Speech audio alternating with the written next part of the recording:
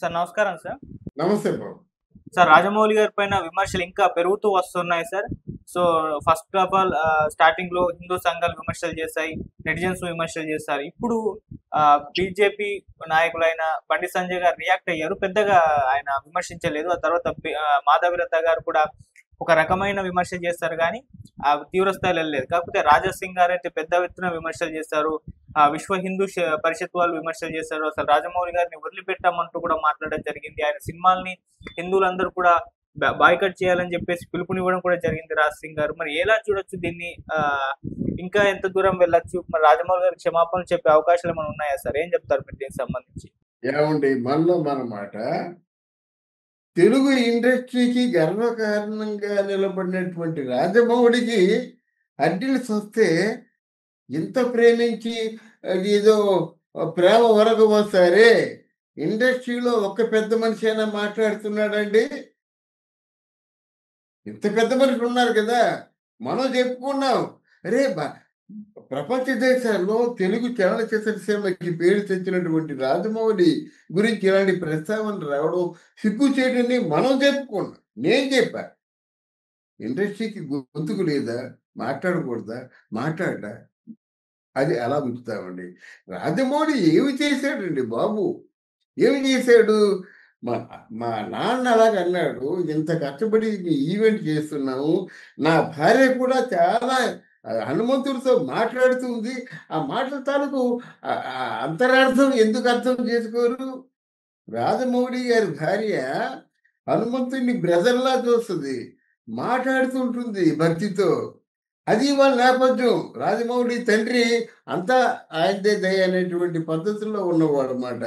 రాజమౌళి ఏంటంటే అప్పుడు జరిగినటువంటి ఈవెంట్‌కి కొంచెం డిస్టర్బ్ అవ్వడం పట్ల ఆయన బాగా డిస్టర్బ్ అయ్యి ఎమోషనల్‌గా మాట్లాడిన మాట వాస్తవమే. ఇందులో నేను దేవుడిని నమ్మను, కానీ ఇట్లాంటి నమ్మను అని పూర్తిగా కన్ఫర్మ్ చేయలేదు. దేవుడిని నమ్మనని చెప్తూ మా నాన్నకి సర్వస్వం ఆంజనేయ స్వామి, నా భార్యకి సర్వస్వం ఆంజనేయ స్వామి అని చెప్పాడు. మరి దాన్ని వినలేదా వీళ్ళు? ఒక ఆంజనేయ స్వామి భక్తురాలు తాలూకు భర్తని ఆంజనేయ స్వామి శిక్షిస్తాడండి? ఏంటి, ఆంజనేయ స్వామి తాలూకు భక్తుడి తాలూకు కొడుకుని ఆంజనేయ స్వామి శిక్షిస్తాడండి? ఆ దేవుడే శిక్ష వేయనప్పుడు మానవ మాత్రులు వీరు ఎవరండి చెప్పండి? వేసేస్తాం శిక్ష వేసేస్తాం అంటే వీళ్ళు ఏం వేస్తారు చెప్పండి? అప్పుడు ఇవాళ విశ్వ హిందూ పరిషత్ కూడా నోరు విప్పింది. ఏదో హనుమంతుని లాగన్నా, హనుమంతుని ననలేదు. దాన్ని అర్థం చేసుకోవాలా. ఒక క్షమాపణ చెప్పమంటే ఎంతసేపు అండి? రాజమౌళి ఒకసారి వస్తాడు, ముందుకు వస్తాడు. నీ మనోభావాలు దెబ్బతిన్నడితే నేను క్షమించమని కోరుకుంటున్నాను, అయిపోయింది కదా. క్షమించమని కోరుకుంది వీళ్ళని కాదు అసలు, యాక్చువల్‌గాన హనుమంతుడిని. హనుమంతుని దృష్టిలో పెట్టుకుని మాట్లాడాడు. అదే ఏదైనా గట్టి ఒక ప్రస్తావన ఉన్నప్పుడు, ఆ ఇష్యూ ఉన్నప్పుడు గట్టిగా పూనుకోండి మీరు. ఆయన మనస్ఫూర్తిగా దేవుణ్ణి నమ్ముకున్నవాడు తాలూకు బిడ్డ, మనస్ఫూర్తిగా దేవుణ్ణి నమ్ముకున్నట్టుండేవాడు తన భర్త. ఆయన మీద ఇంత అవాకులు చవాకులు పేరడం న్యాయం కాదు. అలాగనే రాజమౌళి మీద కళ్ళబొల్లి ప్రేమలు చూపించే ఈ పెద్ద మనుషులందరూ కూడా ఈ సమయంలో నోరు మెదపకపోవడం మాత్రం సిగ్గుచేటండి.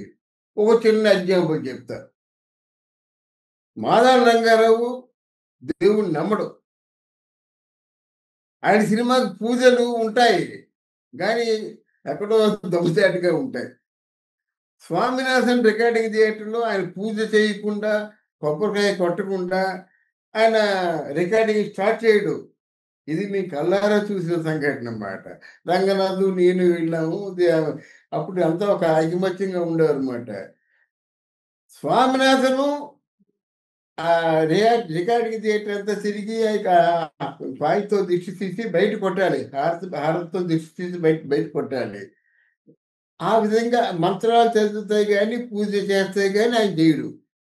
ఇక్కడ మాదాల రంగారావుకి ఇష్టం లేదు. ఆవిడ కాయ తీసుకొచ్చాడు, బయట తీసుకురాయి. నో, దేవుడు లేదు, ఏమీ లేదు, నాకు అవసరం లేదు, సినిమా నాది, నాకు పూజ అవసరం లేదు, దేవుడు అవసరం లేదు అన్నాడు. మరి ఇంకా ఉన్న కోపానికి అన్నట్టయితే ఎవడో పేపర్లో రాసేస్తే మళ్ళీ హిందూ సంఘాలు ఉన్నాయి అన్ని ఏకమైపోయి మాదాల రంగారావు సినిమాల్ని మేము బ్యాన్ చేస్తామంటే ఎంత అర్థవంతంగా ఉంటుందో ఈ మాట కూడా అంతే అర్థవంతంగా ఉంటుందండి. వాళ్ళ ఇష్టం, వాళ్ళ సినిమాలు డబ్బు ఖర్చు పెట్టారు, వాళ్ళ మనోభావాలు ఏవో ఉన్నాయి, వాళ్ళ తాను బాధలు ఉన్నాయి, ఇలా ఆనందం ఉంది, పంచుకుంటారు. మనం ఎవరు అండి సినిమా పోగొట్టి చూడండి, సినిమా బాగాలేదు చూడడం మానేయండి. అది నా తాలూకు ఉద్దేశం. ఇలా సినిమా అంటే పూజని ఖాతరు చేయకుండా సినిమాలు చూసేవాళ్ళు చాలా మంది ఉన్నారు. అప్పుడు హనుమాన్ ప్రసాద్ ఉండేవాడు. వీళ్ళందరూ రేషనలిస్టులు మాట, వాళ్ళు హేతువాదులు మాట.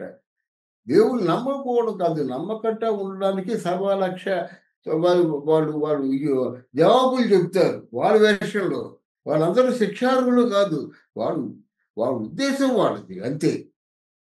అంతేగాని మీరు మిమ్మల్ని పూజ చేయొద్దు, మీరు పూజ చేస్తే నేను బ్యాన్ చేస్తాను అని చెప్పడం తప్పు. ఆయన బ్యాన్ చేసుకోవడం తప్పేమవుతుంది? ఇవాళ పూజ చేయలేదు, రేపు పూజ చేయొచ్చు. ఈరోజు నమ్మలేదు, రేపు నమ్మొచ్చు. అలా ఎంతోమంది మారారు. గనక దీని మీద ఇలాగా